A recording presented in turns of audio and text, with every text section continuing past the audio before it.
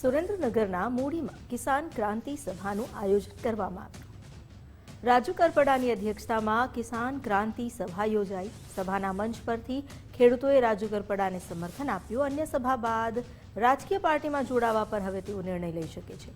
આમ આદમી પાર્ટીની કિસાન યાત્રા મુદ્દે તેમણે આકરા પ્રહાર કર્યા। આપના નેતા ખોટી રીતે બદનામ કરતા હોવાનો પણ આક્ષેપ લગાવ્યો।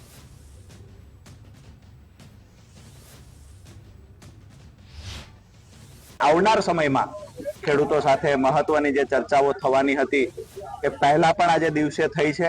આવનાર સમયમાં હજુ એક ખાટડીમાં સભા કરીશું અને ત્યારબાદ આગેવાનો સાથે મળી અને જે નિર્ણય લેવાનો થશે એ ચોક્કસથી લઈશું। પણ ખેડૂતોના મુદ્દે હર હંમેશા રાજુ કરપડા પહેલા પણ લડ્યો હતો અને આવનાર સમયમાં પણ ખેડૂતોના મુદ્દે લડતો રહે છે। અમારા ખેડૂતોનો નિર્ણય છે। અમારા ખેડૂતોએ નક્કી કરવું ક્યાં જઈશું ક્યાં નહીં જવું એ ખેડૂતો નક્કી કરશે। અમારા ખેડૂતોને કોઈ વાંધો નથી નિર્ણયથી, પણ સુરત બેઠેલા અમદાવાદ બેઠેલા અમુક લોકોને જે ક્યાંક ને ક્યાંક પગાર પર બેઠા છે, ક્યાંક ને ક્યાંક કોઈના ભરોસે અથવા તો ક્યાંક ને ક્યાંક ખોટા ખેડૂત નેતાના ટેગ લગાવી અને નેતાગીરી કરી રહ્યા છે, આવા લોકોનો વાંધો છે।